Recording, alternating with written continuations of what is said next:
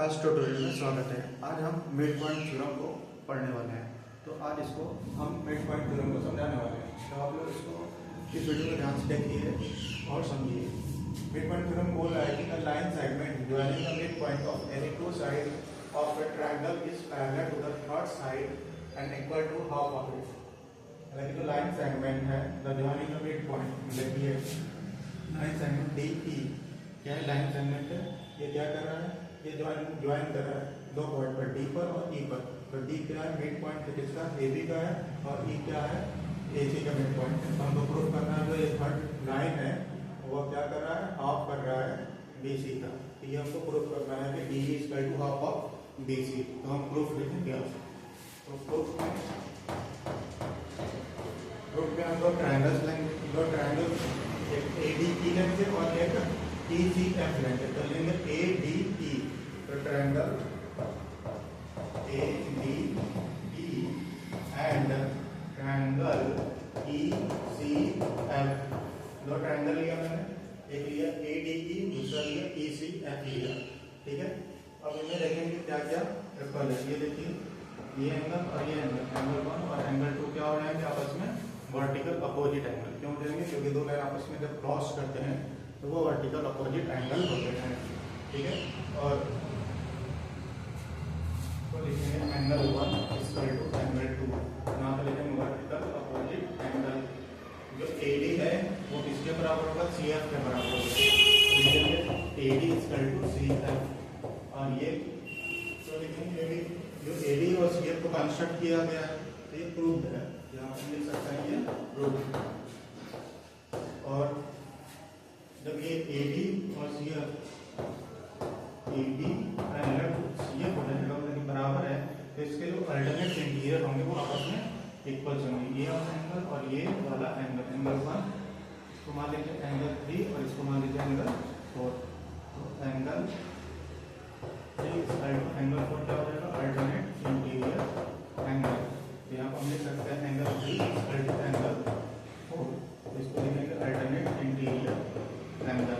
ये जो मेरा ट्रायंगल है ए डी ई वह कॉन्ग्रुएंस हो गया इसके ट्रायंगल ई सी एफ।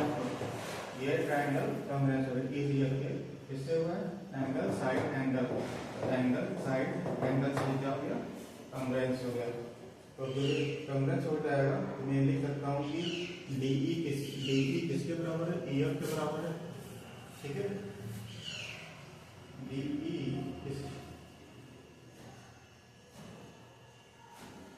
नहीं, हम इसको ये इसका मिड पॉइंट है, ये थोड़ा एरर हुआ है। इसके जगह लिखूंगा A equal to E C, A E equal to E C. ये क्या है, ई मिड पॉइंट है, ई मिड पॉइंट है, इसका मिड पॉइंट है मिड पॉइंट, ई मिड पॉइंट है, इसका मिड पॉइंट है ए सी का मिड पॉइंट है। ठीक है, तो ई मिड पॉइंट ऑफ ए सी। ठीक है, और 3 4 के बराबर ये अल्टरनेट इंटीरियर है, ठीक है, एडी और सी एफ पैरेलल है। ठीक है, तो triangle A D triangle E C F क्या हो गया, कॉन्ग्रुएंस हो गया। तो इसको हम लिख सकते हैं कि डी ई किसके बराबर हो गया, D E equal to C F. ठीक है, और A D equal to C F लिख दीजिए, A D equal to C F. ठीक, ये क्या हो जाएगा, सी पी सी क्या होगा, ये बराबर हो जाएगा। अब लेंगे अब जो डी बी है किसके बराबर है, सी एफ के बराबर है। तो लेकिन जो डी बी है वो पैरेलल है, किसके पैरेलल है, सी एफ के पैरेलल है।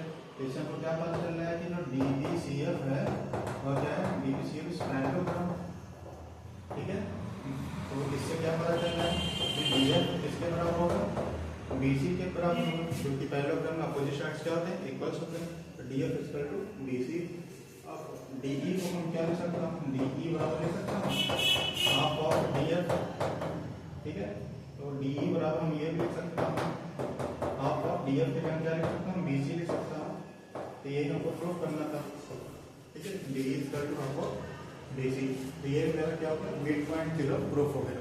तो एक बार और समझ लीजिए क्या कह रहा है कि line segment joining the midpoint of any two sides of a triangle is parallel to the third side. तो डी हो गया पैरेलल टू बीसी हो गया। तो इसको हम लिख सकते हैं डी किसके पैरेलल है, बीसी के पैरेलल है। तो गिवन में हमको दिया है एबीसी एक ट्रायंगल है, एबीसी ट्रायंगल है और डी ई का मिड पॉइंट है। तो डी मिड पॉइंट मतलब क्या होता है, एडी डीबी बराबर हो जाएगा, ई एसी मिड पॉइंट है तो एसी एई किसके बराबर होगा, ईसी के बराबर हो जाएगा। ठीक है, तो प्रूफ में हम देखेंगे D E parallel to B C. ठीक है, D E is equal to half of B C. आपको ये प्रूफ करना है। तो प्रूफ में दो ट्रायंगल लिए, एक ट्रायंगल लिया ए डी ई, दूसरा ट्रायंगल ई सी एफ लिया। इसमें क्या होगा, 1 2 के बराबर है, वर्टिकल अपोजिट एंगल्स है, 3 4 के बराबर है क्योंकि ये अल्टरनेट इंटीरियर एंगल हो गया। ठीक है, और ए इक्वल टू ई सी क्या होगा, मिड पॉइंट है, ए मिड पॉइंट है तो बराबर होगा, जिसकी वजह से मेरा एंगल साइड एंगल सी क्या होगा, तो ट्रायंगल कांग्रुएंस हो गया। तो D equal to E F C की वजह से अब डी बी किसके पैरेलल हो गया, D B parallel to C F हो गया। ठीक है, तो डी बी सी एफ क्या हो जाएगा, पैरेललोग्राम हो जाएगा। जब parallelogram D B C F हो गया पैरेललोग्राम, तो डी एफ किसके बराबर हो जाएगा, बी सी के बराबर हो जाएगा। तो डी ई को हम लिख सकते हैं D equal to half of B C. ये मेरा प्रूफ हो गया। तो इस वीडियो को आप बार-बार देखिए, आपके फ्रेंड आपको समझ में आएगा।